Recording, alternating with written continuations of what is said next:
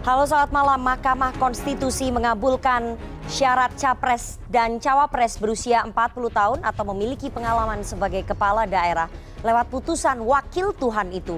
Jalan putra sulung Presiden Jokowi, Gibran Rakabuming Raka, terbuka untuk menjadi cawapres pendampingi Prabowo Subianto. Kritikan dilancarkan kepada MK yang dipelesetkan menjadi mahkamah keluarga. Jokowi tak ambil pusing, dianggap melanggengkan politik dinasti dan berkilah menyerahkan ke rakyat saja. Putusan mahkamah demi keluarga bersama saya Rifana Pratiwi akan membahasnya selama 1,5 jam ke depan dalam Political Show. Itu kepanjangan dari Mahkamah Konstitusi kan, bukan mahkamah keluarga ya? Iya, sayang banget sama keponakan sampai dibantuin banget ya buat ngejar cita-citanya. Iya. Ramai belakangan di media sosial menyoroti Mahkamah Konstitusi yang memutuskan permohonan uji materi batas usia capres dan cawapres pada 16 Oktober 2023. Pamanku dari MK. Beredar meme menyindir MK yang dipelesetkan menjadi mahkamah keluarga. Sindiran mahkamah keluarga mengacu kepada Wali Kota Solo Gibran Rakabuming Raka yang digadang-gadang akan maju sebagai cawapres dengan mulus bila MK mengabulkan permohonan batas usia. Di antara profil 9 hakim yang memutuskan, Ketua MK Anwar Usman merupakan paman dari Gibran. Pada kuliah umum di Universitas Islam Sultan Agung Semarang, Jawa Tengah 9 September lalu, Anwar sempat mengemukakan pendapat pribadi soal batas usia tersebut.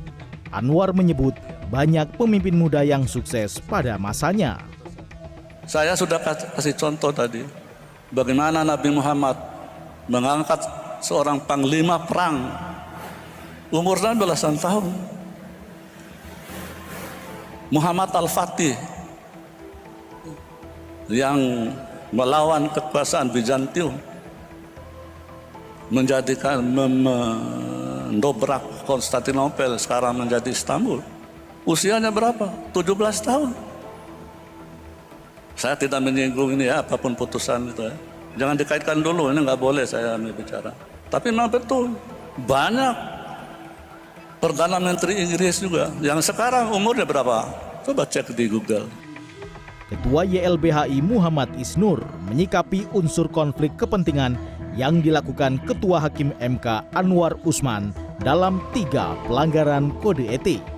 Yang pertama, prinsip integritas, independensi, serta faktor kepatutan dan kepantasan menjadi tolak ukur utama bagi Isnur mengapa YLBHI tak melihat bahwa Anwar Usman akan bersikap independen dalam putusan ini.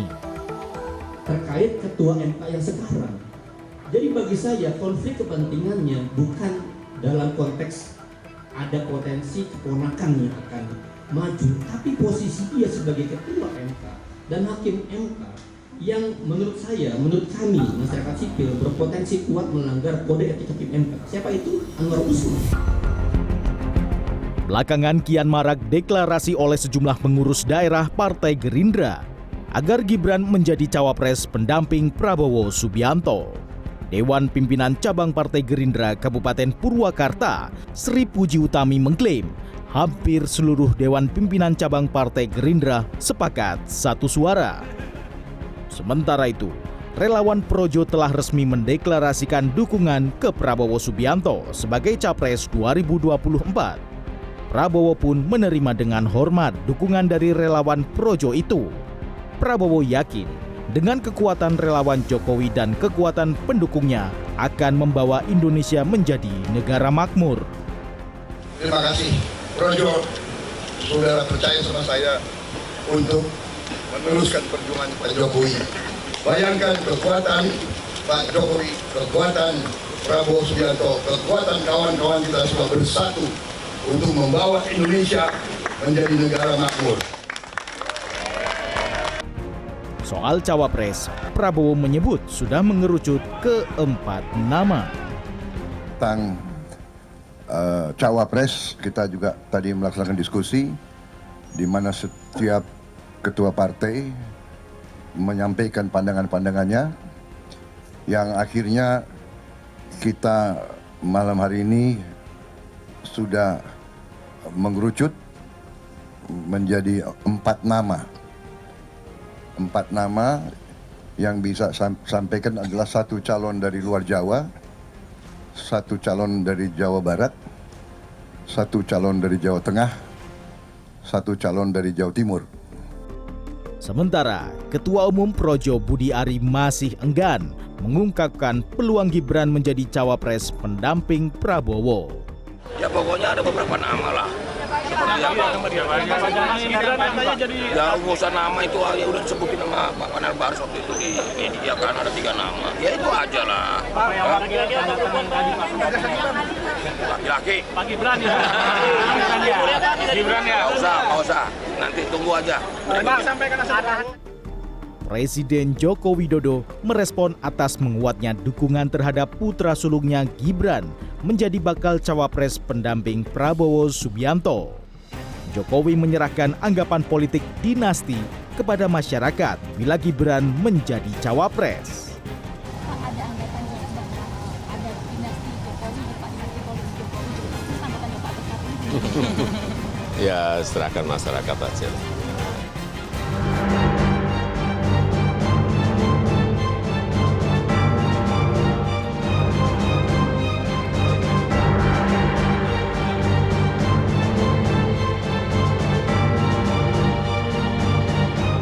Tim Liputan CNN Indonesia.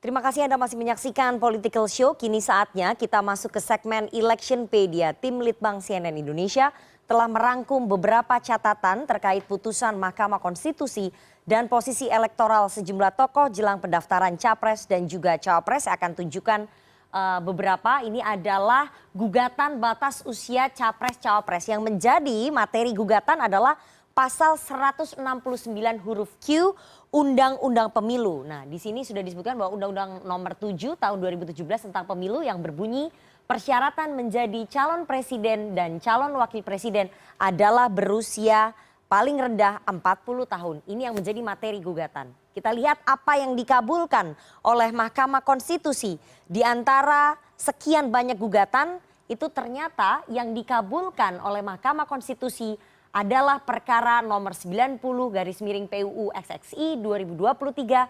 Pemohonnya adalah seorang mahasiswa dari Solo bernama Almas Sakibiru, anak dari koordinator Maki Bonyamin Saiman. Ini isi permohonannya mengubah batas usia minimal Capres-Cawapres menjadi 40 tahun atau memiliki pengalaman sebagai kepala daerah. Apa bunyi dari putusan Mahkamah Konstitusi yang tadi dibacakan oleh Ketua MK Anwar Usman sekaligus paman dari Gibran Rakabuming Raka, adik iparnya Pak Jokowi.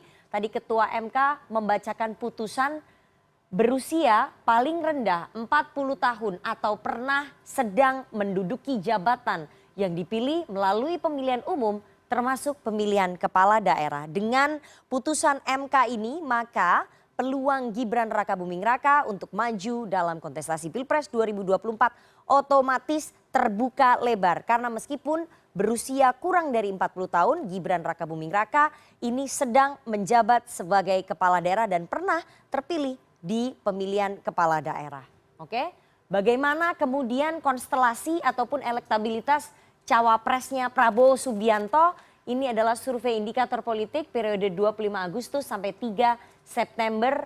Kita lihat ternyata indikator menempatkan Erick Thohir di posisi pertama dengan 25,8%. Anda bisa lihat, dan yang mengejutkan ternyata nama Gibran Rakabuming Raka versi indikator angkanya cukup tinggi di 14,1%. Kofifah di 5,1, Erlangga Hartarto 4,8, Muhaimin Iskandar 4,4, Yeni Wahid 1,8, Yusril Iza Mahendra 1%, Yahya Khalil Stakuf 0,7, Saifullah Yusuf 0,6, Muhajir Effendi 0,2, lainnya 6,8%. Tidak tahu atau tidak jawab cukup tinggi ya.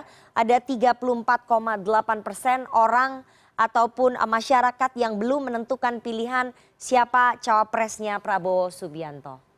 Kita lihat bagaimana elektabilitas pasangan Capres-Cawapres. Ini sudah ada simulasinya dari Lembaga Survei Poll Tracking Indonesia periode 3 sampai 9 September 2023. Ternyata pasangan Ganjar Mahfud angkanya ada di 31,6%. Prabowo Subianto, Gibran Rakabuming Raka di 30,7%. Kemudian Anies Baswedan dan Muhaimin Iskandar di 18,4%. Tidak tahu atau tidak jawab ada di 19,3%. Jadi jarak antara Ganjar Mahfud dengan Prabowo Gibran ini sangat tipis sekali masuk ke dalam margin of error. Oke, kita lihat bagaimana dengan simulasi pasangan capres-cawapres lembaga lainnya. Ini adalah dari survei LSI Deni JA periode 4 sampai 12 September 2023. Pasangan Prabowo Gibran di angka cukup tinggi nih, 38,5%, mengungguli pasangan Ganjar dan juga Sandiaga Uno 35,6%. Anies dan juga Muhaimin 14,1%, tidak tahu atau tidak jawab masih tinggi di 11,8%. Sekali lagi angka Prabowo Gibran dengan Ganjar Sandiaga masih masuk margin of error, sehingga kita tidak tahu kalau misalnya pemilu dilaksanakan hari ini siapa yang akan memenangkan kontestasi Pilpres 2024. Tapi dengan adanya putusan Mahkamah Konstitusi, peluang Gibran Rakabuming Raka tentu saja terbuka lebar. Kapan akan deklarasi bersama dengan Prabowo Subianto? Apakah Gibran benar-benar akan mengambil peluang ini dan tiket ini, dan apa sebetulnya yang terjadi di balik putusan Mahkamah Konstitusi? Bagaimana kemudian publik melihatnya? Nanti kita akan bahas bersama dengan para narasumber, tapi kita harus jeda terlebih dahulu. Jangan kemana-mana, tetap bersama kami di Political Show.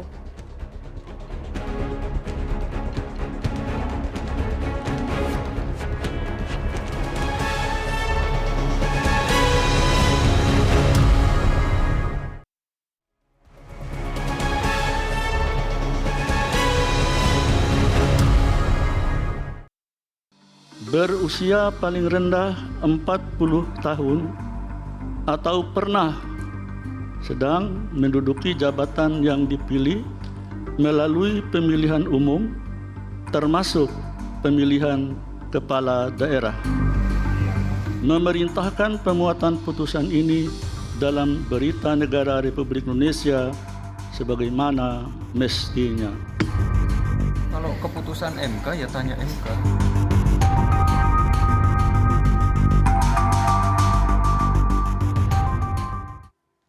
Terima kasih Anda masih bersama kami di Political Show. Mahkamah Konstitusi mengabulkan syarat capres dan cawapres berusia 40 tahun atau memiliki pengalaman sebagai kepala daerah.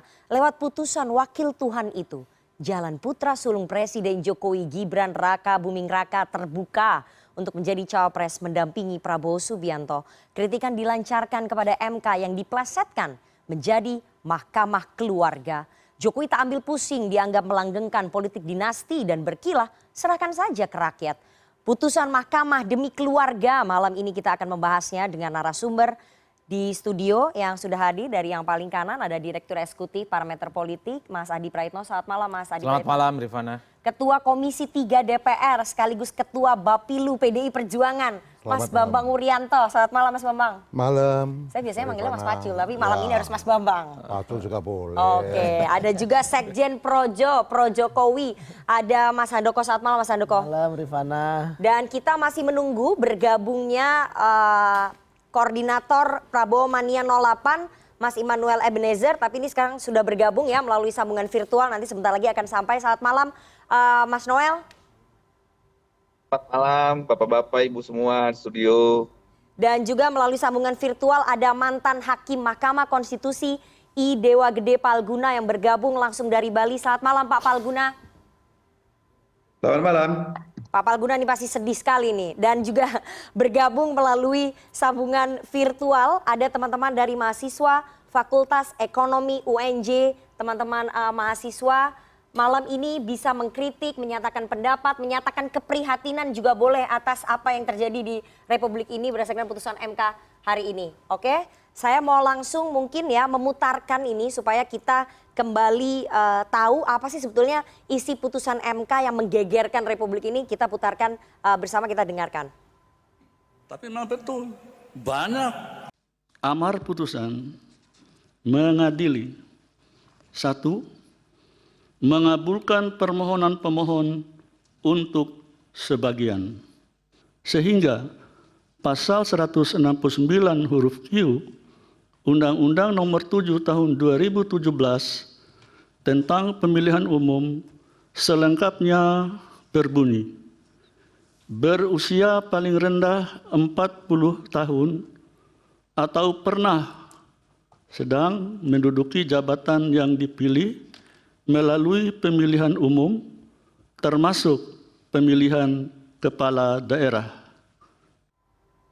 Oke, itu tadi pembacaan putusan dari Ketua Mahkamah Konstitusi Anwar Usman yang merupakan ipar dari Presiden Jokowi dan paman dari Gibran Rakabuming Raka. Saya mau langsung tanya kepada mantan Hakim MK I Dewa Gede Palguna, Pak Palguna, bagaimana kemudian Anda menganalisa ataupun melihat, mencermati hasil putusan MK ini yang menggegerkan, Pak Palguna? Saya ingin memulai dengan pendirian saya sejak dulu, yang tidak pernah saya ubah dari dulu, dan sampai sekarang saya masih tetap meyakini bahwa itu adalah pendirian yang benar, yaitu bahwa untuk soal umur, itu adalah sepenuhnya merupakan legal policy dari pembentuk undang-undang. Artinya, dalam soal umur, itu Mahkamah Konstitusi seharusnya tidak memasuki wilayah itu. Kecuali kalau Undang-Undang Dasar sendiri menyebutkannya. Ini tidak ada persoalan itu. Jadi bertolak dari sana, dan ini juga sudah menjadi pendirian Mahkamah Konstitusi hampir dalam setiap putusannya. Ada soal yang berbeda dalam kasus masa jabatan komisioner KPK, ya. Tetapi coba Anda periksa, kita lihat dari putusan-putusan Mahkamah Konstitusi sebelumnya. Selalu Mahkamah Konstitusi mengatakan bahwa dalam soal umur itu adalah legal policy pembentuk undang-undang. Belakangan disebut sebagai open legal policy pembentuk undang-undang. Walaupun saya sebenarnya lebih nyaman mengatakan itu legal policy dari pembentuk undang-undang, nggak pakai open gitu kan. Berarti ada close dong kalau ada opennya gitu. Nah, jadi dari pendirian itu, ya saya kaget juga ketika tadi yang menurut saya, yang sebelum break itu, 3 putusan yang pertama itu kan menurut saya itu adalah putusan yang benar. Ya, yaitu yang mengatakan bahwa itu adalah merupakan ranahnya pembentuk undang-undang. Legal policy dari pembentuk undang-undang. Tapi begitu break, saya kaget. Saya pikir ini yang dikabulkan ada permohonan yang berbeda, karena mohon maaf karena terus saya nggak mengikuti ya secara detail perjalanan kasus ini day to day gitu ya. Tetapi ternyata itu rupanya ketentuan yang sama. Jadi saya kaget lah, bagaimana bisa berubah secepat itu. Nah, dan itu kemudian penjelasan itu baru kita dapatkan setelah mendengar dissenting opinion-nya Profesor Saldi Isra kan. Oh ini rupanya yang terjadi gitu. Nah, dan bagi saya itu ya, mengagetkan, bukan sekedar mengagetkan, tetapi juga sekaligus saya tidak menemukan penjelasan mengapa perubahan itu terjadi, dalam arti penjelasan di luar yang disampaikan, fakta-fakta yang disampaikan dalam dissenting opinion-nya Profesor Saldi Isra. Tapi yang saya maksud alasan dalam ratio decidendi putusan Mahkamah Konstitusi tidak saya temukan sama sekali mengapa itu berubah. Oke, jadi ada perubahan yang sangat cepat itu yang membuat Anda sebagai mantan Hakim MK juga kaget begitu ya, Pak Palguna. Tapi ini putusan ini dianggap berbeda Pak dengan putusan perkara lainnya karena ada frasa kepala daerah yang memiliki kesamaan dipilih melalui pemilihan atau elected officials. Pak Palguna, bagaimana kemudian ini penjelasannya? Kenapa tiba-tiba yang Mas Bambang Pacul kan elected official. Ya, siap. Ya. Senior. Iya. So what does it mean by elected officials? Apa? Itu kan? Apakah semua jabatan yang elected itu kemudian serta-merta bisa diartikan setara dengan syarat untuk menjadi presiden dan wakil presiden? Nah kan di situ ada logika yang patah. Ya kan? Ada logika yang patah di sana. Nah, jadi menurut saya bukan begitu penjelasannya. Jadi bukan begitu penjelasannya. Ketika pembentuk undang-undang menetapkan, mulai dari perubahan undang-undang dasar juga, kebetulan saya hadir di dalamnya di situ dan menjadi bagian dalam diskusi itu. Itu kan sudah dijelaskan sesungguhnya dalam pertimbangan hukum pada bagian pertama dari putusan sebelum break ya. Bahwa soal umur itu memang diserahkan kepada pembentuk undang-undang. Artinya Undang-Undang Dasar tidak memuat ketentuan tentang syarat umur itu, dan menurut saya itu adalah yang benar. Sebab kan perubahan psikologi orang gitu atau masyarakat itu, ya ahli psikologi lah yang tahu, itu kan bisa berubah. dan dan pembentuk undang-undang dasar tidak mau membatasi itu karena itu bisa menghambat kan. Nah, makanya diserahkan kepada pembentuk undang-undang. Nah, itu juga lebih menguat. Jadi dari perspektif historis itu menguatkan bahwa urusan umur itu memang legal policy dari pembentuk undang-undang. Oke. Kalau tadi Anda katakan tidak bisa serta-merta semuanya yang elected official atau orang yang terpilih bisa menjadi syarat menjadi capres ataupun cawapres. Tapi saya akan putarkan ya. Ini ada satu pernyataan dari Ketua MK Pak Anwar Usman beberapa waktu sebelum sidang putusan dibacakan. Jadi sudah ada sebetulnya indikasinya bahwa gugatan ini akan dikabulkan dari pernyataan Ketua MK di luar sidang di sebuah acara. Saya putarkan. Usia batas minimal. Saya sekali lagi tidak bermaksud karena belum putus ya, belum putus ini. Insya Allah pemeriksaannya sudah selesai, tinggal nunggu putusan. Saya sudah kasih contoh tadi, bagaimana Nabi Muhammad mengangkat seorang panglima perang umur 19 tahun. Muhammad Al-Fatih yang melawan kekuasaan Bizantium, mendobrak Konstantinopel, sekarang menjadi Istanbul. Usianya berapa? 17 tahun. Saya tidak menyinggung ini ya, apapun putusan itu ya. Jangan dikaitkan dulu, ini nggak boleh saya bicara. Tapi memang betul, banyak. Oke, saya ke Pak Palguna lagi ya, nanti saya baru ke narasumber yang ada di sini. Pak Palguna, Anda melihat bahwa ada konflik of interest nggak di sini ketika kemudian Ketua MK, satu di antara 9 hakim MK menjadi penentu dari putusan ini? Gini, kalau soal konflik of interest itu mungkin jadi debatable ya. Karena begini kan, kalau soal konflik of interest itu kan, ini kan norma yang berlaku umum. Ya, jadi saya agak meragukan juga kalau soal itu. Tetapi bahwa ada analisis mengarah ke situ dan punya alasan yang secara politis itu mungkin benar, saya tidak akan memasuki wilayah itu. Tetapi yang menjadi persoalan sesungguhnya kan bukan di sana. Yang jadi persoalan itu buat saya tidak adanya rasio desidendi yang jelas. Mengapa kemudian bahwa syarat umur 40 tahun itu harus ditambahi dengan atau kurang dari harus ditambahi dengan syarat kecuali bla bla itu tadi. Berarti yang kalau 40 tahun saja itu adalah unkonstitusional. Apa penyebabnya gitu loh. Itu yang tidak saya temukan dalam rasio desidendi putusan Mahkamah Konstitusi itu tadi. Menurut Prof. Palguna, mungkin soal konflik of interest itu debatable ya. Tapi kecurigaan masyarakat itu besar ternyata di publik. Saya mau tanya, saya tahan dulu ya Pak Palguna ya. Saya mau ke Gerindra dulu. Bang Noel, ini kan gugatannya dari Partai Gerindra, dari 2 kepala daerah Gerindra juga ada ya. Ini sudah hadir di studio Immanuel Ebenezer, Ketua Relawan Prabowo Mania 08. Terima kasih sudah hadir Bang Noel. Bang Noel, ada gugatan juga dari Partai Gerindra itu di mana ada 2 kepala daerah, Wali Kota Bukit Tinggi, Wakil Bupati Lampung Selatan. Itu gugatannya kemudian ditolak oleh Mahkamah Konstitusi. Sementara frasa yang mahasiswa Solo ini terkait batas usia dan frasa kepala daerah ini dikabulkan sebagian. Tanggapannya Gerindra seperti apa? Ya, yang ditanyakan jangan Gerindranya, yang ditanyakan Mahkamah Konstitusinya mengabulkan mahasiswa UNS itu, Mas apa itu yang dari kawan-kawan dari Maki itu, yang ditanyakan ke mereka. Loh, kalau kita sih senang-senang aja, toh kita kan berharap ada semangat kepemimpinan kaum muda dan itu selalu disampaikan oleh Pak Prabowo. Pak Prabowo akan membuka jembatan emas untuk kepemimpinan kaum muda. Nah, kalau kemudian ada orang gelisah dengan wacana ini, kita kaget aja. Karena waktu saya di 98 salah satu cita-cita kita adalah potong 1 generasi. Artinya apa?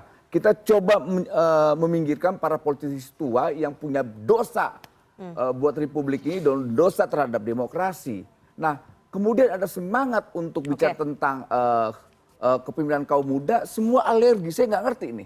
Gitu memotong generasi tua 1 generasi itu adalah dengan cara seperti ini ya? Iya dong. Jadi ini cara yang benar menurut Gerindra? Ini harapan kita, ini cara-cara yang sangat konstitusional. Kenapa harus ditolak? Ada cara-cara yang konstitusional yang kemudian memunculkan kecurigaan dari masyarakat ketika Ketua MK-nya adalah adik iparnya Pak Jokowi, pamannya Gibran Raka Buming Raka. Itulah. Jadi nggak bisa dikaitkan? Nggak bisa dong. memang bisa Pak Jokowi mengintervensi lembaga yang luar biasa ini. Jangan karena kedekatan emosional kemudian seakan-akan semua menyerang Pak Jokowi. Politik dinasti, 30 tahun partai juga melakukan hal yang sama, politik dinasti. Dan tidak ada yang teriak tuh, politik dinasti. Ayo kita bedah semua partai. Melakukan politik dinasti atau tidak? Kok kenapa sekarang hari ini Pak Jokowi? Mas Gibran itu hasil dari proses yang sangat demokratik.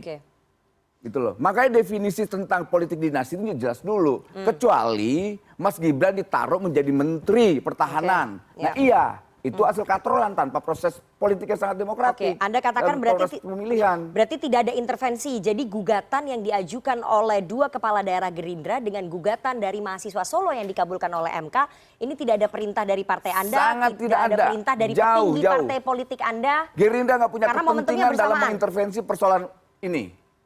Karena Gerindra hanya fokus bagaimana memenangkan Pak Prabowo di 2024 nanti. Jadi ini tidak ada kaitannya ya? Karena momentumnya bersamaan nih. Oke, saya putarkan ini pernyataan dari Hakim Mahkamah Konstitusi Profesor Saldi Isra yang merasa ada perubahan sangat cepat. Bahwa berkaitan dengan pemaknaan baru terhadap norma pasal 169 huruf Q Undang-Undang 7 2017 tersebut, saya bingung dan benar-benar bingung untuk menentukan harus dari mana memulai pendapat berbeda ini. Sebab sejak menapakkan kaki sebagai hakim konstitusi di gedung mahkamah ini pada tanggal 11 April 2017 atau sekitar 6,5 tahun yang lalu, baru kali ini saya mengalami peristiwa aneh yang luar biasa dan dapat dikatakan jauh dari batas penalaran yang wajar. Mahkamah berubah pendirian dan sikapnya hanya dalam sekelebat. Ini ada kecurigaan bahkan. Ada rasa penasaran, rasa kecurigaan dari salah satu hakim MK sendiri, Prof. Saldi Isra. Kenapa begitu ada perubahan? Sangat cepat. Apa yang kemudian melatar belakangi siapa yang melakukan perubahan sangat cepat itu sehingga mempengaruhi keputusan di MK? Itu ada kecurigaan loh dari salah satu hakim MK. Silakan aja, apa sih yang dicurigai di publik ini? Kenapa tidak mencurigai para politisi busuk yang puluhan tahun coba mencegah yang namanya gerakan kaum muda? Itu yang harus dicurigain. Jangan-jangan ini ada secara sistematik para politisi tua nih yang punya beban dosa terhadap republik ini mau berkuasa lagi. Kita, saya, dan kawan-kawan saya tidak akan pernah membiarkan para politisi tua ini untuk menari-nari lagi di atas penderitaan demokrasi yang telah kita rebut. Ini Mas Bambang Pacul, saya panggilnya Mas Bambang Pacul aja ya. Mas Pacul, jadi ini adalah niatnya sebetulnya untuk menghapus satu generasi tua begitu ya. Dan politik dinasti yang sudah berlangsung sekian lama. Tapi tadi ada kecurigaan dari Prof. Saldi Isra bahwa memang ini ada perubahan yang sangat cepat yang siapa yang mempengaruhi perubahan sangat cepat itu? Iko itu pertanyaannya udah ngarahin. Jadi gimana gini. Lo mesti paham dulu, posisiku dulu. Iya, sebagai Ketua Komisi 3 mitra kerja dari Mahkamah Konstitusi. Aku menjadi Ketua Komisi 3 oleh Ketua Umum. Pesannya tunggal. Kau jaga politik hukum di Republik ini Pak Sul. Oh siap. Kan gitu loh. Politik hukum itu apa? Politik hukum itu tata pemerintahan hukum. Nah kita berada pada posisi Mahkamah Konstitusi. Mahkamah Konstitusi apa? Tanya dulu nih. Gitu loh. Mahkamah Konstitusi ini hakimnya terdiri dari trias politika. Yudikatif, MA mengirim 3 orang, kemudian DPR ngirim 3 orang, eksekutif presiden ngirim 3 orang, ada 9. Yang ini tugasnya menjaga konstitusi.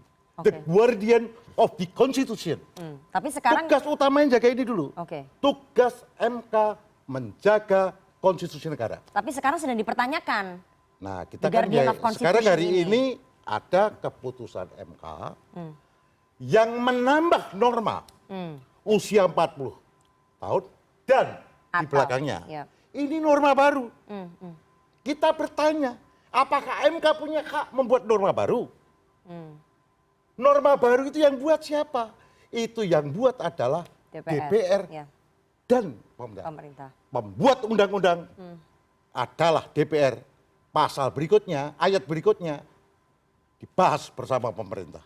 Jadi ada 2 rumpun kuasa, presiden, DPR. Ini 2 rumpun kekuasaan nih. Ada yudikatif. Nah ini yang mengadili di sini MK.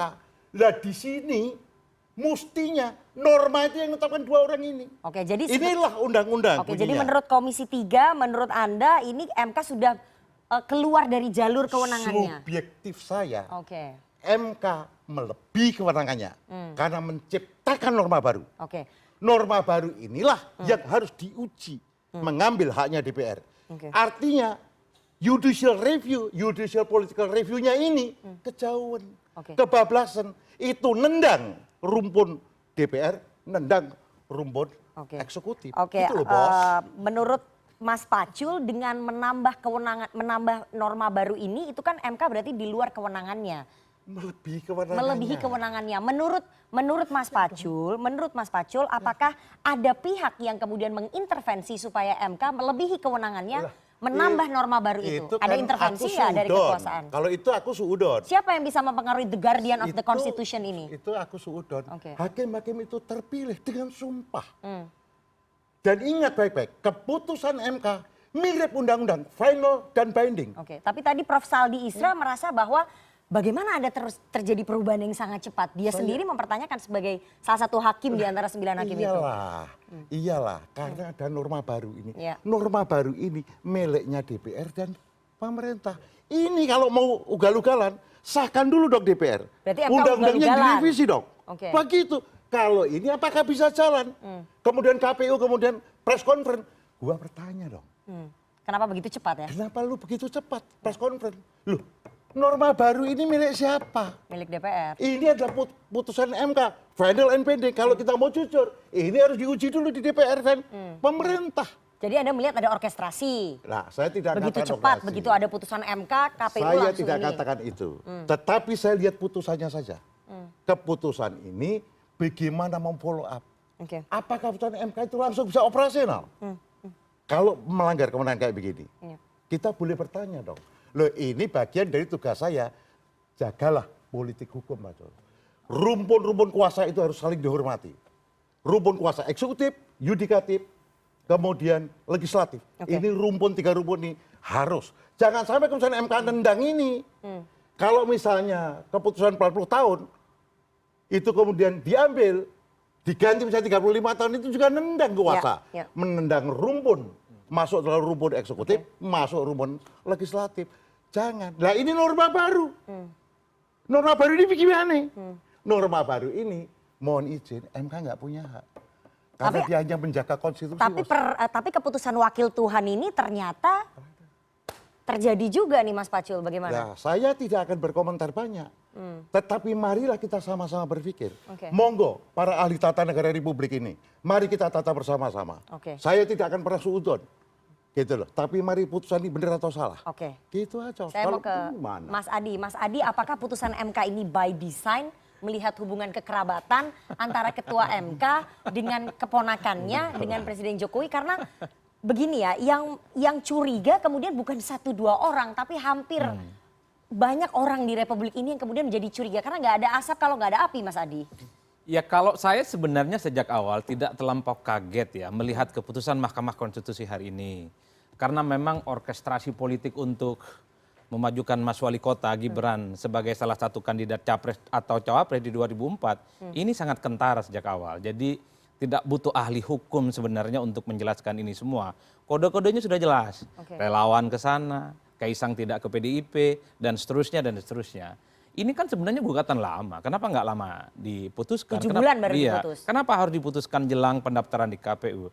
Artinya apa? Wajar kalau kemudian masyarakat yang pengetahuan hukumnya agak terbatas mencurigai setiap momen politik itu tak ada yang kebetulan. Everything by design. Dan ini ada kemungkinan-kemungkinan yang sepertinya terjadi pada hari ini, Rifana. Nah, bagi saya adalah memang agak rumit ini ketika ada putusan bahwa tetap 40 tahun dan di belakangnya atau pernah jadi kepala daerah itu bisa maju. Ini kan yang ditunggu adalah bagaimana proses politiknya. Apakah ini akan diambil kesempatan oleh Gibran misalnya untuk maju di 2024 ataupun tidak.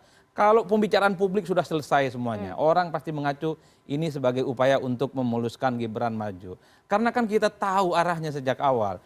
Gibran misalnya tidak memenuhi syarat soal umur dan seterusnya. Ada yang menggugat. Sejumlah partai di daerah-daerah misalnya meminta bahwa Gibran sebagai prioritas sebagai pendampingnya Pak Prabowo. Orkestrasinya cukup jelas. Saya tidak mau menuduh sebenarnya, tapi gerakan politik ke arah sana itu sangat nyata dan Ada gerakan politik ya? sangat jelas kok. Coba bayangkan sejumlah partai tertentu mengusung Gibran untuk berdampingan dengan Prabowo Subianto. Padahal partai itu tahu Gibran itu tidak cukup syarat untuk bisa maju, terutama umur. Kan itu yang kemudian bahwa ketika diputuskan hari ini, orang tidak lagi bicara bahwa itu adalah Adi Prayitno yang dimaksud. Sekalipun saya di bawah 40 tahun atau jelang 40 tahun juga punya hak. Orang pasti bicaranya tentang bagaimana Mas Wali Kota ini bisa bertanding di 2024. Terkait dengan pernyataan Bung Noel untuk mengamputasi potong satu generasi. Ini capresnya juga agak tua soalnya Pak. Repot juga ini capresnya nggak diamputasi. Ini yang agak repot sebenarnya. Potong generasi sih oke, tapi bagi saya tadi disampaikan Pak Prabowo berkali-kali, saya akan membuat jembatan emas buat kaum muda. Itu Mas Adi. Kalau itu setuju, kan sebenarnya kalau mau fair, supaya tidak ada dugaan dan tuduhan-tuduhan, mestinya putusan Mahkamah Konstitusi hari ini tidak berlaku untuk 2024, tapi 2029. Clear dan jelas, itu artinya apa? Keputusan Mahkamah Konstitusi di tengah kecurigaan, di tengah sorotan, ini bukan hanya untuk kepentingan kelompok tertentu, tapi untuk generasi bangsa Indonesia, untuk memberikan kesempatan kepada anak muda, Itu untuk memberikan idealnya. kan begitu jalan ceritanya. Kalau diputuskan untuk kepentingan 2024, the one and only. Bukan untuk Bung Noel, bukan untuk Projo, bukan untuk saya, bukan untuk Bang Pacul. Untuk sang putra mahkota. Kan itu saja jalan ceritanya. Jadi kalau saya menurut termasuk yang meyakini itu. Apakah salah dalam demokrasi? Ya ini produk demokrasi. Tinggal ke depan kita lihat ya, apakah kesempatan emas ini diambil atau tidak. Saya nggak perlu debat panjang kalau soal itu. Saya yang meyakini bahwa 1000% kesempatan ini akan diambil, maju sebagai pendamping Pak Prabowo. Ada gerakan politik untuk sengaja mengorkestrasi sehingga putusan MK itu keluar dan memberikan jalan kepada Gibran Rakabuming Raka. Silakan Mas Noel. Yang mengorkestrasi siapa? Makanya saya Siapa tanya. yang mengorkestrasi ini? Berarti Gerindra nggak merasa mengorkestrasi? Enggak ada, Gerindra nggak ada tapi itu urusan. tadi dibilang Gerindra sama Mas fokusnya bagaimana Adi. 2024 memenangkan Pak Prabowo. Udah itu doang. Kemudian ada orkestrasi itu bukan urusan Partai Gerindra dan Pak Prabowo.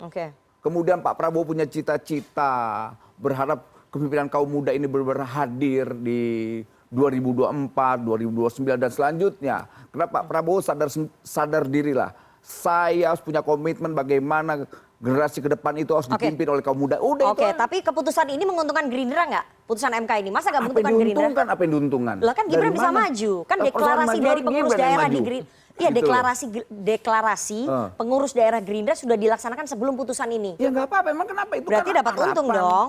Apa yang mau diuntungkan? Kan Gibran bisa maju. Ya kalau maju kan yang Gibran diuntungkan, bukan Gerindra. Tapi kan mau berpasangan dengan Pak Prabowo. Ya kalau mau berpasangan kan gini, lihat dulu dia berpasangan mekanismenya lewat demokrasi atau tidak, pemilihan atau tidak. Kalau kecuali dia ditunjuk besok nih, maaf ya, ditunjuk jadi wapres, besok langsung jadi wapres beneran definitif. Besok begitu enggak? Mekanismenya kan tetap melalui pemilu, melalui proses yang demokratik. Nggak suka dengan Gibran, jangan dipilih Mas Gibran. Nggak suka dengan Pak Prabowo, jangan milih Pak Prabowo. Berarti fix ya akan mendukung Gibran sebagai cawapres. Gini, kalau saya prinsipnya mendukung kepemimpinan kaum muda. Itu semangat kaum mudanya yang saya dukung. Mau siapapun orangnya. Ya. Gitu kalau misalnya Gerindra belum mau membuka, tapi saya mau ke Projo, Mas Handoko, bagaimana kemudian Projo melihat hasil putusan MK ini? Apakah kemudian Projo semakin confirm untuk mendukung Mas Gibran maju sebagai cawapres? Kemarin kan udah hadir tuh di Rakernas. Ya hadir, dan ya juga bukan cuma Gibran yang hadir. Siapa? Karena kami juga selalu ngomong ada 3 nama. Siapa? Ada Pak Erlangga kemarin, hadir juga di situ. Ya kan? Cuman kemarin Bung Erick Thohir yang nggak bisa hadir. Jadi bagi kami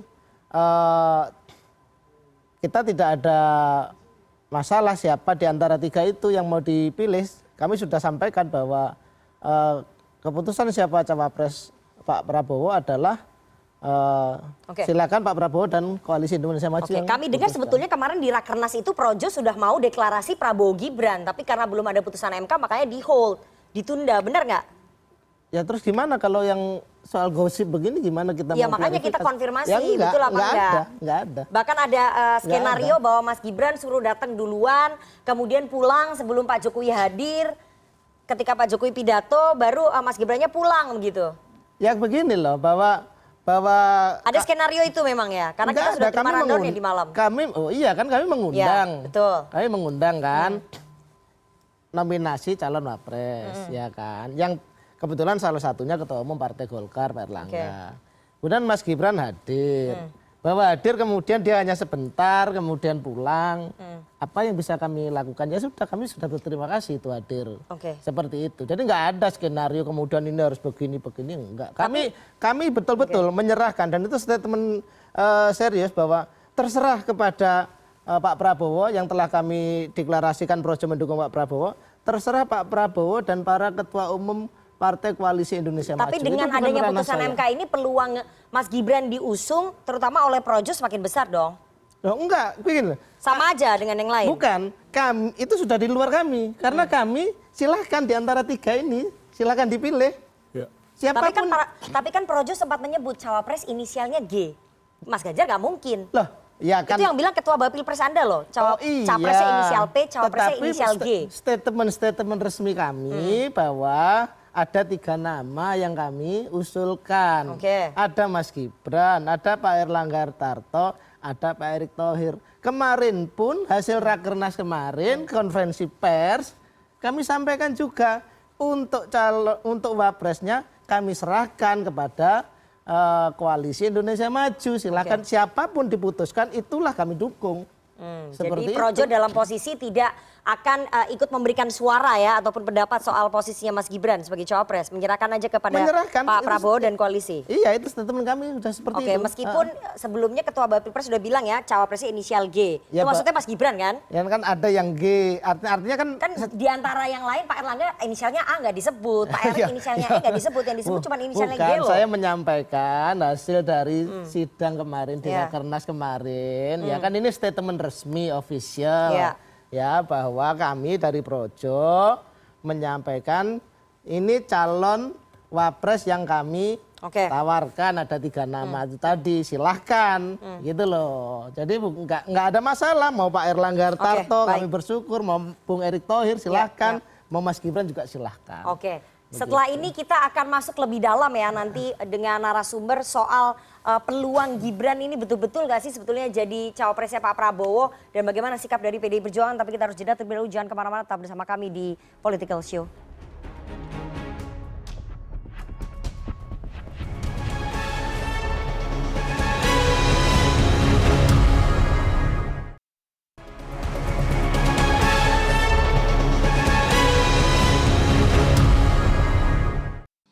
Berusia paling rendah 40 tahun atau pernah sedang menduduki jabatan yang dipilih melalui pemilihan umum termasuk pemilihan kepala daerah. Memerintahkan pemuatan putusan ini dalam Berita Negara Republik Indonesia sebagaimana mestinya. Kalau keputusan MK ya tanya MK.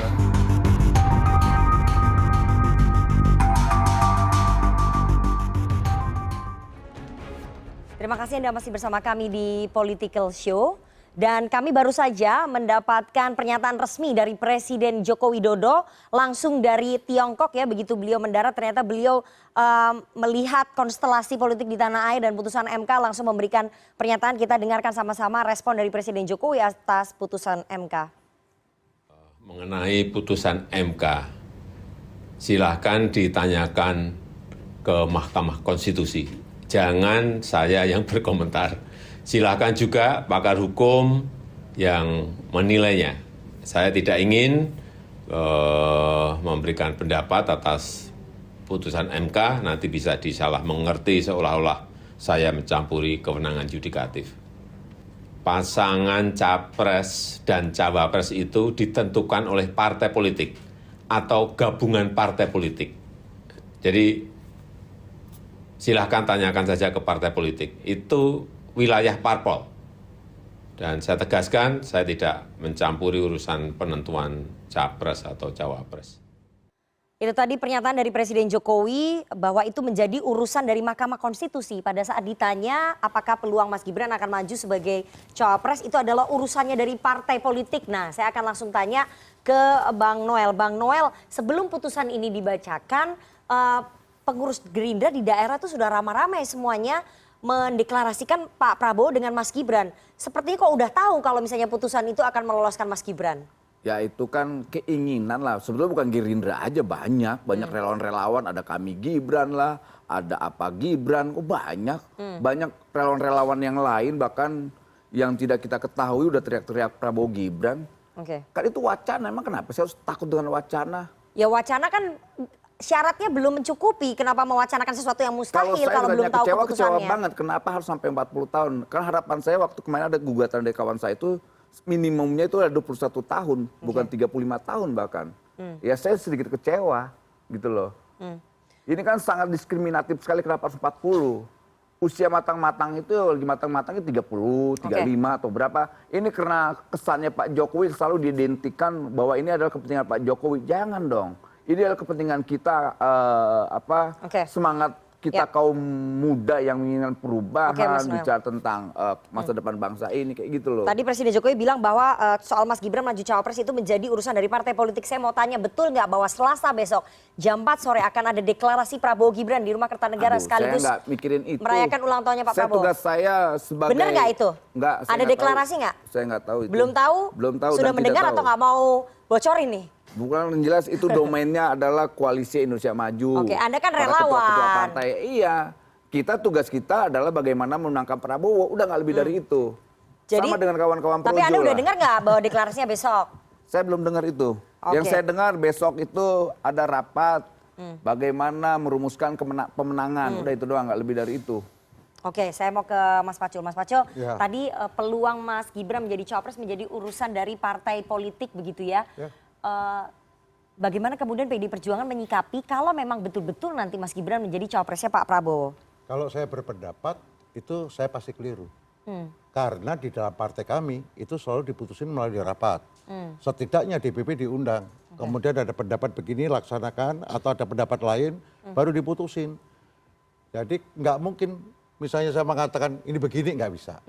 Jadi partai diputuskan melalui forum rapat, apalagi kalau penting mesti dipimpin ketua umum. Jadi ketika putusan sudah diambil, kita semua baris tegak lurus. Oke, tapi itu suasana kebatinan di internal PDI Perjuangan di kader ini seperti apa? Merasa terhianati nggak oleh Pak Jokowi dan keluarganya? Beginilah, saya bukan seorang psikolog yang bisa memahami suasana batin seseorang atau seorang yang Anda sendiri sebagai orang yang kelana lama dengan Pak Jokowi, Anda kecewa nggak? Lah, ini pertanyaan yang bersifat private. Saya adalah ketua Komisi 3 DPR RI hari ini. Jadi kalau Diko tanya soal pribadi, nanti di luar. Kalau di sini, lu tanyakan soal tapi kan ini ekses dari putusan MK yang bisa membuat kader Anda itu maju, anaknya Pak Jokowi. Loh, ini kan sekali lagi, apakah itu kan persepsimu, kalau memang nanti benar pasti kami ada rapat. Dan keputusan rapat itu semua pasti tegak lurus. Nggak ada yang tolah-toleh. Bergerak bersama, bergerak bersama. Oke, PDI Perjuangan akan bersikap tegas nggak kalau besok katanya hari Rabu Mas Gibran mau dipanggil ke DPP? Mas saya nggak manggil, saya nggak tahu. Jadi yang manggil siapa, saya nggak ngerti. Tentu kalau ada suratnya aku tahu yang tanda tangan siapa. Saya tidak tanda tangan, jadi saya nggak ngerti. Rahayu, jangan begitu dong, jangan kau pocong-pocongin aku begitu. Iya, tapi sebetulnya dengan adanya putusan MK ini kan peluangnya Mas Gibran besar. PDI Perjuangan gimana? Nggak berusaha untuk menahan atau bagaimana? Diko itu aneh. Supaya nggak loncat ke tempat Diko lain. Itu gitu. Aneh. Diko bertanya kepadaku seolah aku adalah manusia bebas. You are wrong. Saya adalah kader partai, saya petugas partai. Jadi saya melaksanakan perintah partai. Jadi petugas partai harusnya tegak lurus, nggak boleh belok-belok. Kalau di kami tegak lurus. Jadi nggak boleh belok-belok. Meski kami sudah komorbid, sudah nggak bisa tegak, nggak bisa lurus. Tapi ya sudah, harus tegak lurus. Ya, langsung batu kita. Jangan gitu dong. Meskipun generasi tua, tapi kan tetap semangat. Ini kan mau dihabisi Noel itu. Satu generasi dipatah, termasuk yang mau dipatah. Oke, saya langsung speechless nih. Mas Pacul ngomong komorbid ini. Tapi saya mau putarkan ya. Kalau tadi responnya Pak Jokowi menyerahkan peluang anaknya maju cawapres ini sebagai urusan dari partai politik. Bagaimana kemudian seorang Gibran Rakabuming Raka menanggapi peluangnya maju cawapres? Ada yang menyebut Mahkamah Keluarga ini buat memuluskan. Ya itu monggo, itu kan masukan dan penilaian dari warga. Tidak tersinggung ya Mas? Kan umurnya nggak cukup. Ya kan Senin masih putusan. Ya kan belum tentu dikabulkan. Kalau dikabulkan cukup berarti. Ya kan belum tentu dipilih warga. belum tentu ada yang mendukung. Ya kan? Ya kan wewenangnya bukan di saya. Gimana masa pandangannya Mas Gibran sendiri? Ya itu monggo itu para penggugat yang ditanya ya, jangan ditanya ke saya, tanya penggugatnya. Dan semua orang kan udah tahu, beliau udah minta berkali-kali dan sudah saya laporkan ke pimpinan, ke Pak Sekjen, Mbak Puan dan lain-lain. Berarti jawaban Mas Gibran ke Pak Prabowo gimana?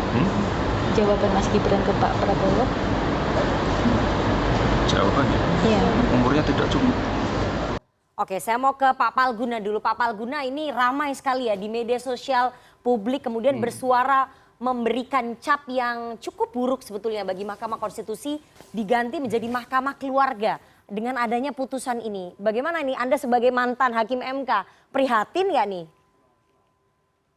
Memang kalau prihatin saya menyelesaikan masalah nggak sih? Ya. Jadi gini, MK itu dari dulu juga ya, waktu nggak mau mempertimbangkan hal-hal yang lebih substantif disebut mahkamah kalkulator, ya kan? Sekarang mahkamah keluarga, ya itu biasalah demokrasi kan. Ya. Dan memang putusan MK itu harus dikritisi. Ini kan negara demokrasi, nggak boleh juga dia biarkan berlalu tanpa pengawasan. Cuma saya mau gini loh, bagi saya sebagai sarjana hukum dan mantan hakim konstitusi, saya menyinggung sedikit pendapat Mas Adi Prayitno tadi. Bahkan jika ini diberlakukan 2029, putusan MK ini bermasalah buat saya.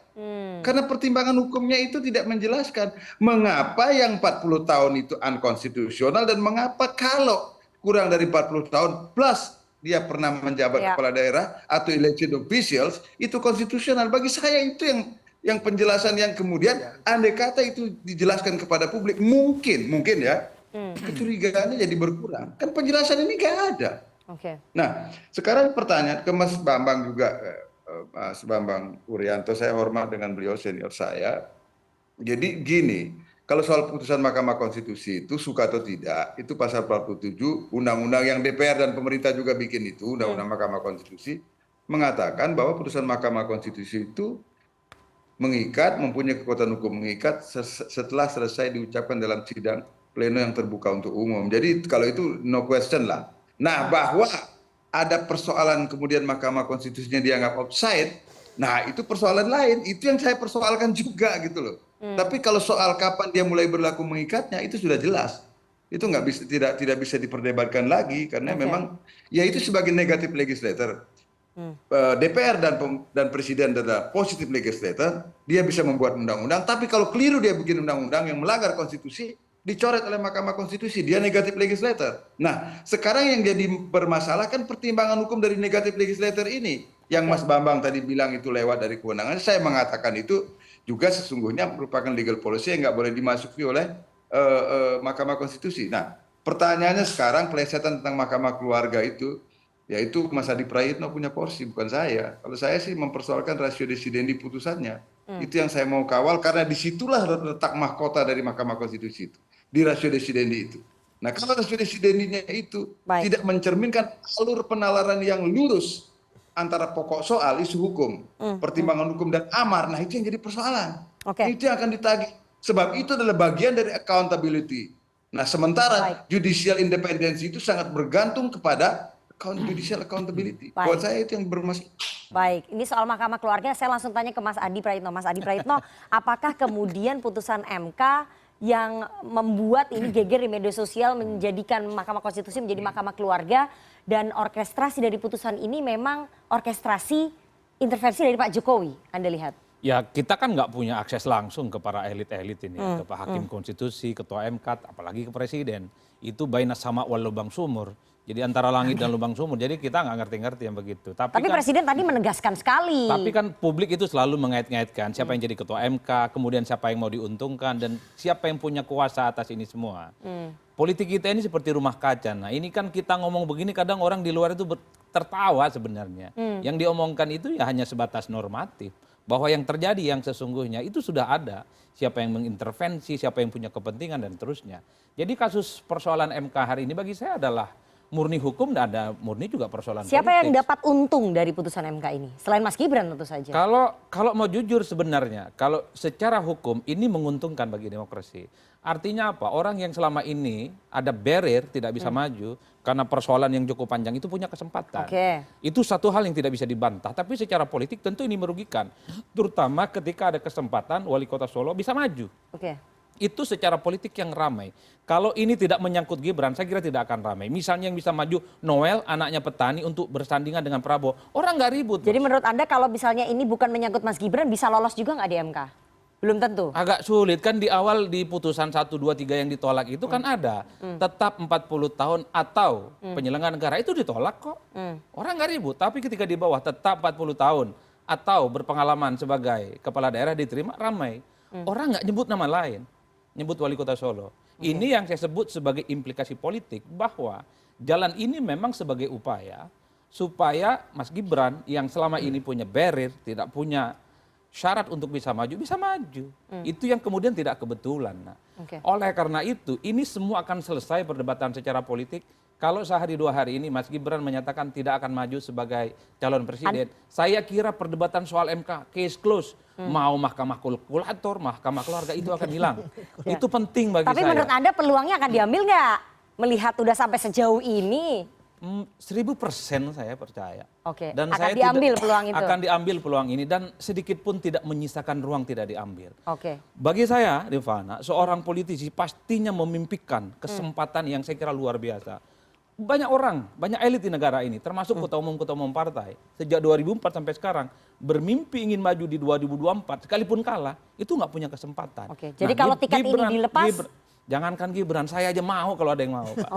Masalahnya Anda bukan anaknya itu presiden. dia masalahnya. Jadi state of nature-nya secara alamiah, siapa yang tak mau? Mau malaikat sekalipun, goyang-goyang imannya itu, Pak. Kalau ditawari. Mas Majo, kalau menurut Mas Adi Praitno, bahwa ini ya kalau misalnya bukan tujuannya untuk Mas Gibran, belum tentu putusan MK ini akan dikabulkan. Yang frasa kepala daerah itu dari Komisi 3 nggak melihat itu juga ya? Kalau saya kan berada pada posisi objektifnya. Faktanya. Kalau ini bukan menyangkut nama seseorang, nama putranya Pak Jokowi, akan dikabulkan nggak? Dia kan analisisnya dia udah diomong. Dia yang ngomong analisisnya. Saya bukan pengamat, beliau pengamat. Tapi sebagai dia mitra dokter. kerja dari MK. Kalau dia dokter, lebih pinter ngamati. Saya bukan dokter, Bos. Saya ini Korea aja saya ini. Iya, tapi Korea melihatnya gimana? Korea melihatnya adalah tergantung perintah ketua umum. Enggak, maksudnya serius nih Mas, bahwa kalau ini tidak menyangkut nama seseorang, nama putra dari presiden, ini belum tentu dikabulkan. Lah, saya tidak akan masuk pada ranah itu. Kalau saya pada ranah itu, saya melangkai kewenangan saya sebagai seorang kader Tapi kan partai. tadi Anda katakan bahwa MK juga melangkai kewenangannya. Melangkai kewenangan ini karena faktor dijawab. satu orang. Sudah dijawab sama Madi, Dewa Palguna. Udah dijawab. Bahwa itu yang disoal tetap sama. Legal policy-nya ini. Penambahan Komisi 3 akan ini manggil, sama. Komisi 3 akan melakukan konsultasi nggak dengan MK? Untuk MK mempertanyakan sebagai mitra kerja itu sifatnya konsultatif. Apakah nanti akan mau konsultatif? Saya pribadi akan konsultasi. Anda pribadi akan konsultasi iya dong. menanyakan. Kalau itu nanti Komisi 3 misalnya kita ada konsultasi, minta konsultasi kepada MK. Misalnya kemudian kawan-kawan ada yang ikut, ada yang nggak mau ikut, saya akan datang. Itu punya kemenangan kita. Haknya ada. Boleh dong, boleh kita orang bodoh untuk menjadi pinter kan bertanya, konsultatif. Saya mau ke Bang Noel bahwa kalau menurut Mas Adi Pra ini peluangnya 1000% akan diambil oleh Mas Gibran untuk menjadi cawapresnya Pak Prabowo. Ya namanya peluang, tadi dijawab lah. Masa peluangnya nggak akan disambut? Persoalan gini, kalau itu sebatas wacana, kemudian ternyata nanti tidak gimana? Itu. Kayak orang orkestrasi hari ini banyak bahwa politik dinasti akan ada keputusan mahkamah terkait umur, ternyata umur tetap, lantas cuma ada penambahan frasa, kan banyak yang kena prank juga. Artinya kita tidak bisa mengambil sebuah kesimpulan tanpa ada sebuah kejadian atau fakta. Jadi Anda masih menunggu kalau misalnya besok Mas Gibran belum tentu mau gitu? Besok itu yang jelas ada pertemuan besar di Kertanegara 4. Nah, isinya adalah merayakan ulang tahun Pak Prabowo tanggal 17 Oktober. Oke, itu infonya valid. saya akan putarkan ya pernyataan Pak Prabowo. Kita dengarkan sama-sama. Terima kasih, Projo, saudara percaya sama saya untuk meneruskan perjuangan Pak Jokowi. Bayangkan kekuatan Pak Jokowi, kekuatan Prabowo Subianto, kekuatan kawan-kawan kita semua bersatu untuk membawa Indonesia menjadi negara makmur. Oke, Mas Handoko, menggabungkan kekuatan Pak Prabowo, kekuatan Pak Jokowi ini maksudnya apa? Mengawinkan Pak Prabowo dengan anaknya, dengan Mas Gibran. Tadi disampaikan oleh Pak Prabowo. Bukan, kalau dari sisi kami, dari sisi Projo, itu adalah kami mencari pelanjut dari Pak Jokowi. Ya kan? Karena gagasan-gagasan tentang dan apa kerja-kerja yang selama ini sudah dicapai oleh Presiden Jokowi dan memberi pondasi yang kuat bagi bangsa ini ke arah untuk Indonesia maju, itu harus dilanjutkan. Maka itu yang kami cari sejak Rakernas di Borobudur tahun lalu. Siapa ini pelanjut Jokowi ini, kan gitu. Nah kemudian ternyata pada satu titik kemarin kita memutuskan bahwa kami mendukung Pak Prabowo. Nah kekuatan Pak Jokowi tentu juga apa namanya tafsirnya adalah misalnya begini, Projo kami ini Handoko ini misalnya saya ini nggak akan jadi apa-apa kalau nggak ada nama embel-embel Jokowi, ya kan? Itu kan kekuatan Pak Jokowi juga, begitulah. Maka kemudian ketika Projo mendukung Pak Prabowo tentu akan ada kekuatan yang bergabung. Oke, tapi dan Projo kan sebagai afirmasi dari sikap politiknya Pak Jokowi lah ya, itu klaimnya dari Projo kan, betul nggak? Nah kalau misalnya begitu, apakah kemudian nanti Pak Jokowi juga akan mendukung Prabowo Gibran?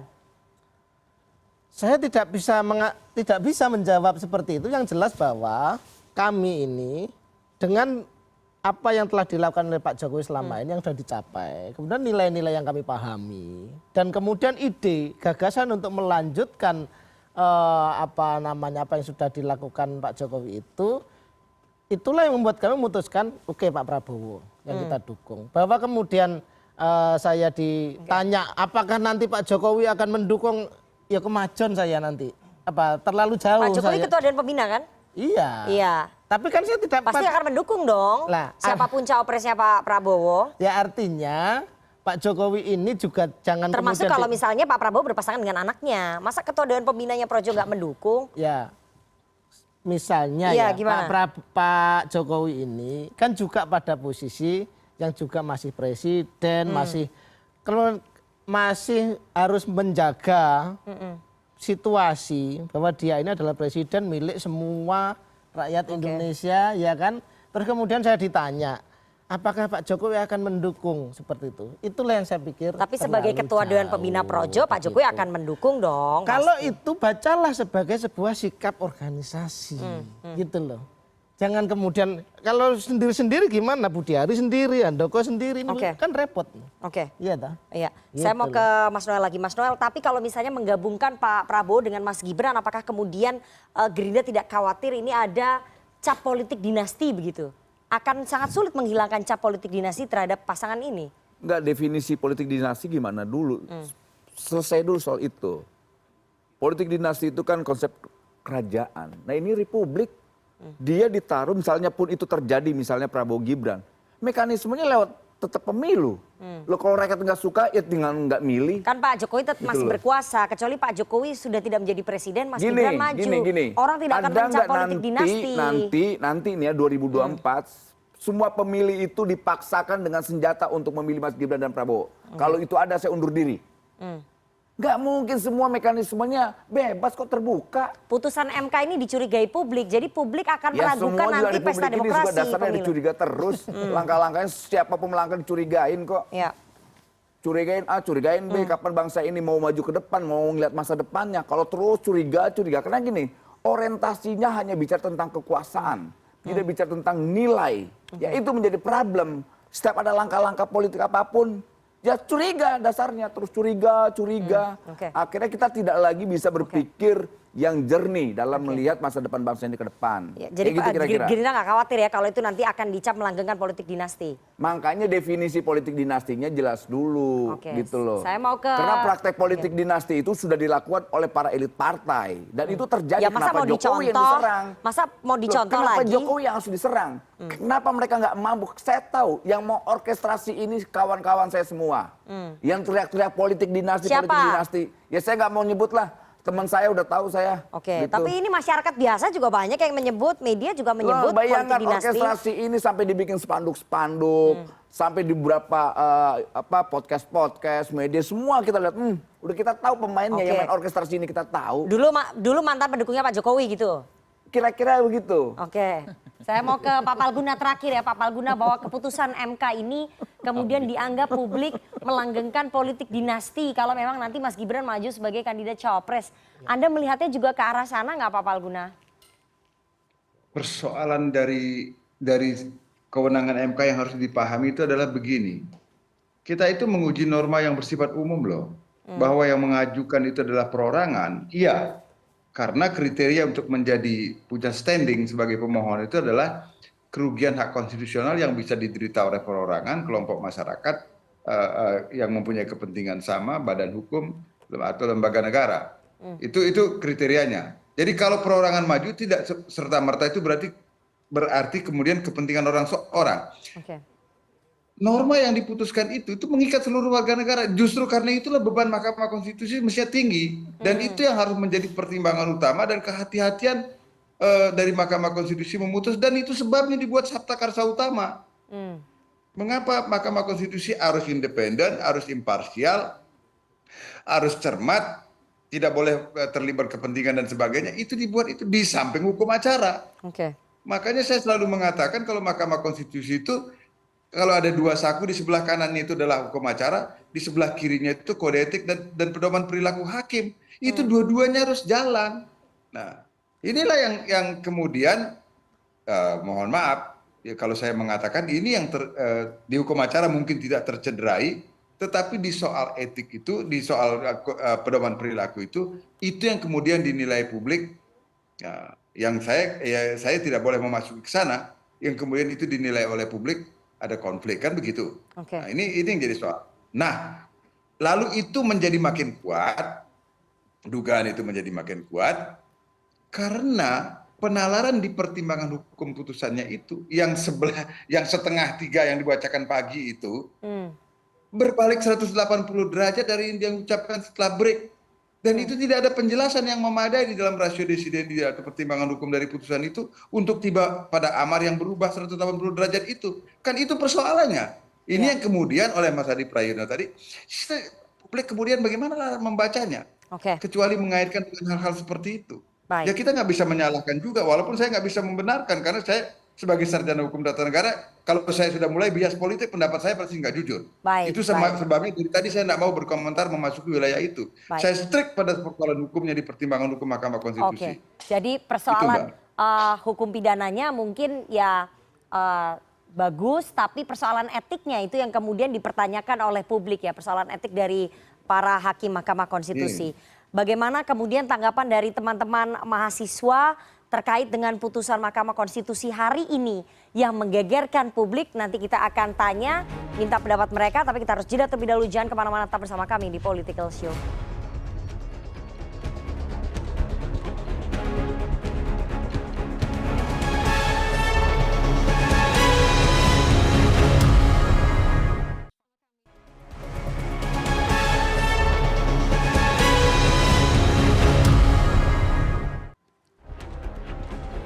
Terima kasih Anda masih bersama kami di Political Show.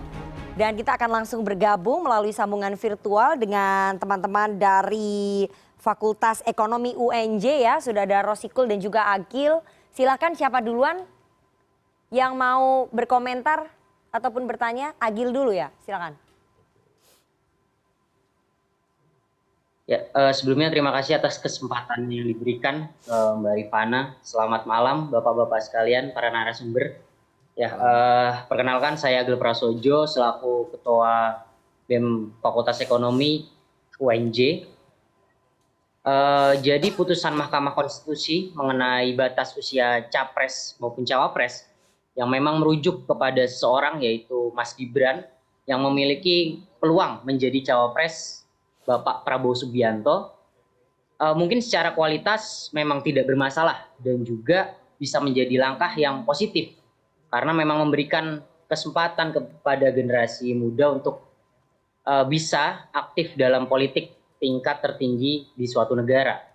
Tetapi MK memutuskan syarat capres atau cawapres tidak dilekatkan pada syarat usia, namun diletakkan pada syarat pengalaman, yaitu pernah atau sedang menduduki jabatan yang dipilih melalui pemilihan umum termasuk kepala daerah. Nah, hal tersebut itu tidak menutup kemungkinan untuk Mas Gibran masih akan bisa menjadi cawapres dari Pak Prabowo. Namun yang menjadi masalah di sini adalah momennya mengapa diputuskannya di saat mendekati pemilihan umum.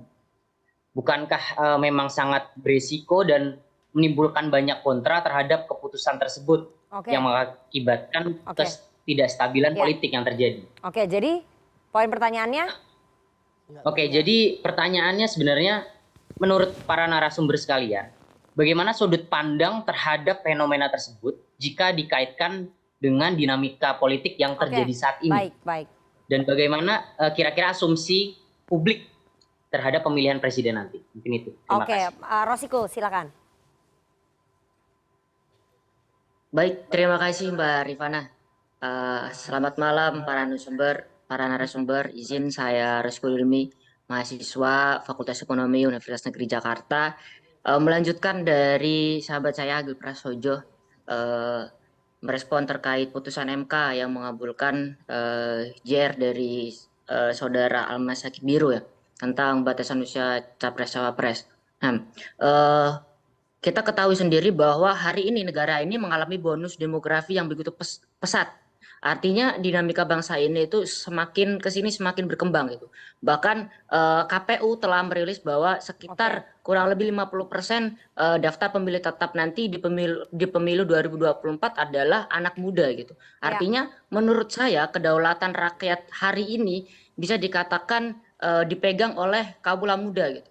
Saya sendiri pun sangat senang jika ada anak muda, kaum muda yang mampu untuk membangun negara ini gitu. Tetapi pertanyaannya adalah kenapa MK itu mengabulkan gugatan tersebut yang mana perubahan undang-undang seharusnya kan ini merupakan kewenangan dari pembentuk undang-undang yaitu DPR. Baik, pertanyaan. Kenapa DPR ini malah menyerahkan kepada MK? Kalau memang DPR menyambut baik hal ini, yaitu adanya bonus demografi usia produktif ini, kenapa DPR nggak melakukan revisi undang-undang saja? Baik. Kemudian tadi juga dari Relawan Projo ya menyebutkan bahwa adanya keinginan untuk melanjutkan dari perjuangan dari Pak Jokowi gitu. Ada 3 nama bacawa pres gitu. Salah satunya yaitu Mas Gibran. Padahal keputusan MK belum diputuskan gitu. Hal ini menjadi pertanyaan bagi masyarakat Indonesia. Mengapa mengusulkan Mas Gibran yang sudah jelas umurnya belum mencukupi sebelum keputusan MK itu diputuskan gitu. Oke, terima kasih Rosiko. Pertanyaan selanjutnya. Enggak, waktu kita udah habis nih.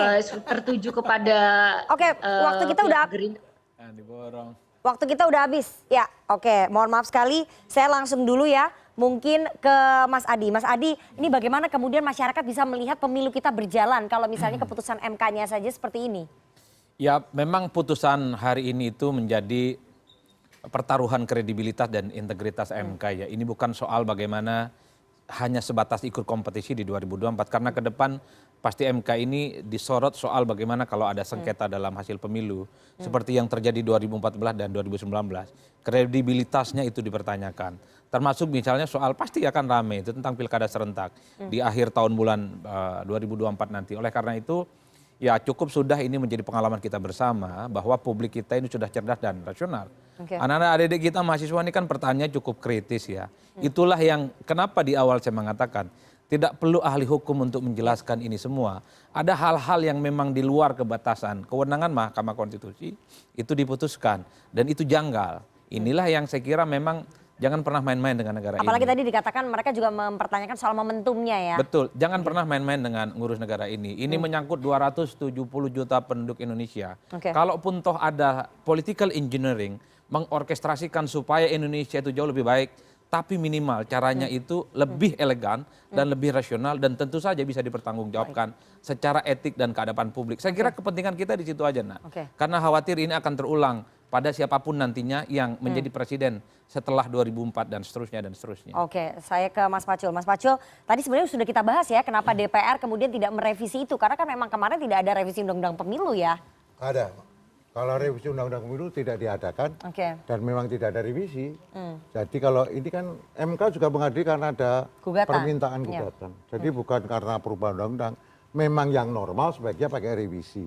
Itu yang normal. Ini kan situasi dianggap tidak normal. Baik, tapi kekhawatirannya dari Komisi 3, dari Ketua Bapilu PDI Perjuangan dengan kondisi yang seperti ini nanti terhadap jalannya kontestasi pemilu 2024 akan seperti apa, Mas? Nah, Diko itu saya ini kan bukan bergerak sendirian. Saya adalah bagian dari sebuah barisan yang ada di PDI Perjuangan. Dan saya juga bagian dari salah satu yang memimpin di dalam elektoral nanti. Gitu loh. Dan ini tentu semua akan melakukan persiapan.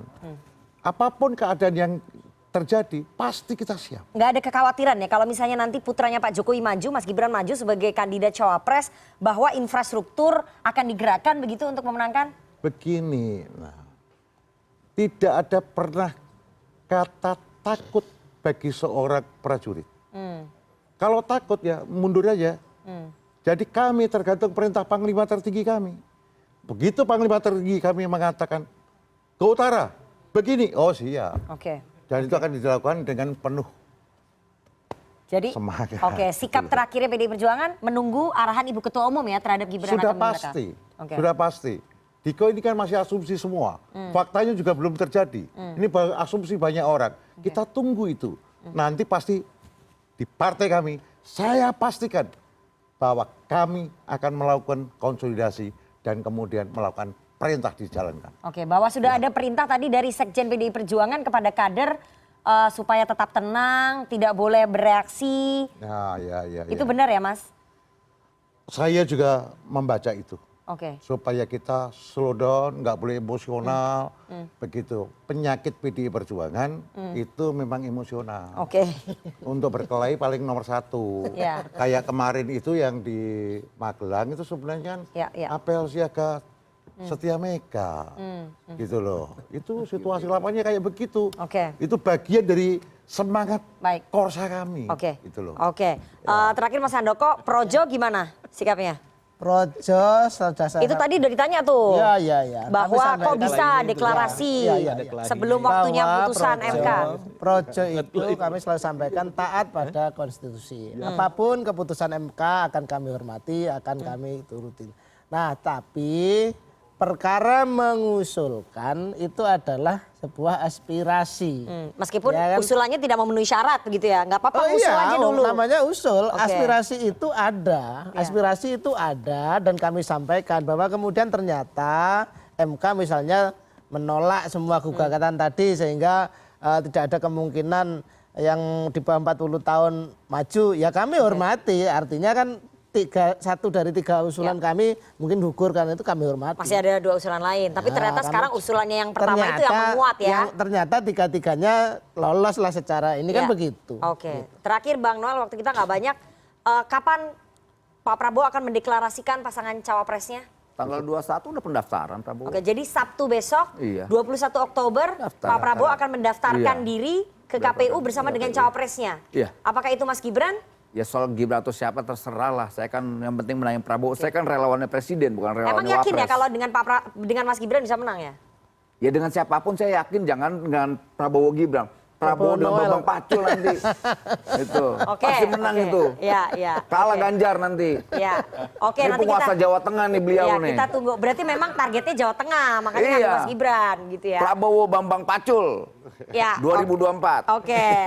Bagaimana dengan sentilan dari teman-teman Komisi.co melihat fenomena yang terjadi pada hari ini satu republik tadi kena prank begitu ya, tapi ternyata putusannya tetap memberikan jalan kepada Gibran Rakabuming Raka untuk bisa maju sebagai cawapres di Pilpres 2024. Kita harus jeda terlebih dahulu, jangan kemana-mana, tetap bersama kami di Political Show.